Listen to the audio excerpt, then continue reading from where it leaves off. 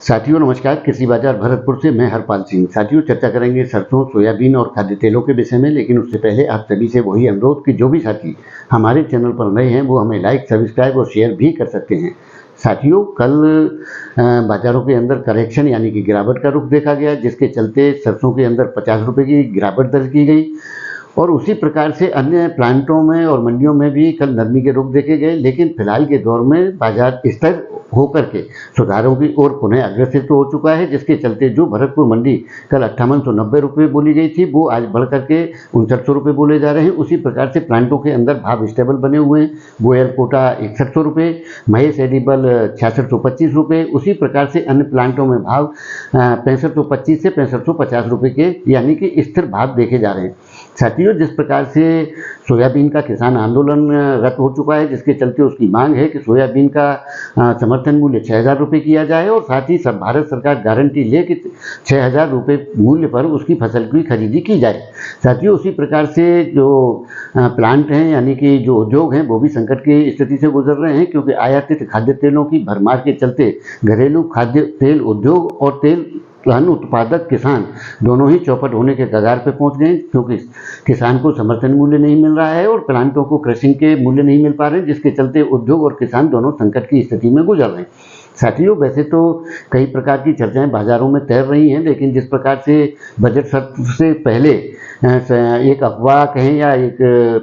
इस प्रकार की सूचना कहें कि खाद्य तेल आयात पर ड्यूटी बढ़ाई जा सकती है, जिसके चलते बाजारों में अच्छे सुधार के संकेत मिल सकते हैं, लेकिन साथियों उस प्रकार की कोई स्थिति देखने को नहीं मिली। लेकिन इस बार की स्थितियां थोड़ी सी भिन्न हैं, क्योंकि कृषि मंत्री को थोड़ा सा जमीन से जुड़ा हुआ मान करके इस प्रकार की सिफारिशें कृषि मंत्रालय द्वारा भारत सरकार को की गई हैं कि आयातित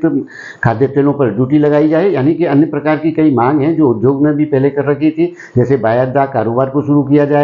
जो मील है यानी कि डीओसी है उस पर एक्सपोर्ट पे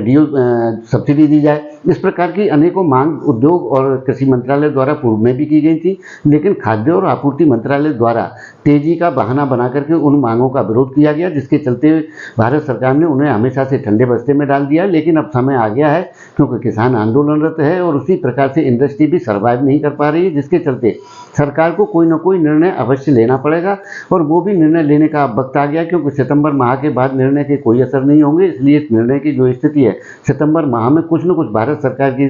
तरफ से नीतियों में कुछ परिवर्तन देखने को मिलेंगे, ऐसी संभावनाएं जरूर ठोस आधार पर बनती हुई प्रतीत हो रही है। वैसे तो जिस प्रकार की सूचना है कि आयातित खाद्य तेलों पर 30% तक ड्यूटी लगा दी जाए, साथियों वो तो मुमकिन नहीं है, लेकिन 15-20% तक ड्यूटी इम्पोज की जा सकती है। ऐसी संभावनाओं से इनकार नहीं किया जा सकता, क्योंकि घरेलू खाद्य तेल उद्योग की जो स्थितियां हैं वो सरकार की मंशा के बिल्कुल विपरीत हैं, क्योंकि भारत सरकार चाहती है कि खाद्य तेलों में देश आत्मनिर्भर हो, तो ऐसे हालातों के लिए सरकार को ठोस निर्णय लेने ही होंगे। साथियों निश्चित तौर से बाजार स्थिर हो चुके हैं और आने वाले दौर के अंदर सरकार का कोई भी निर्णय यदि आता है तो बाजारों में अच्छे खासे सुधार यानी कि तेजी के रुख देखने को अवश्य मिलेंगे, ऐसी संभावनाएं बनती हुई प्रतीत होती हैं। तो साथियों इंतजार करना चाहिए कि भारत सरकार के क्या निर्णय आते हैं और आगामी दौर में विदेशी बाजारों की जिस प्रकार से पाम ऑयल का उत्पादन घट रहा है और सनाइल के जो फसल है उसको भी यूक्रेन और रसिया में नुकसान बताया जा रहा है, यानी कि विदेशों में भी जो पोजीशन है वो टाइट है और जुलाई माह के अनुपात में जो अगस्त माह के अंदर जो आयात है वो भी 5 से 6 लाख टन का कम हुआ है, जिसके चलते आने वाले दौर के अंदर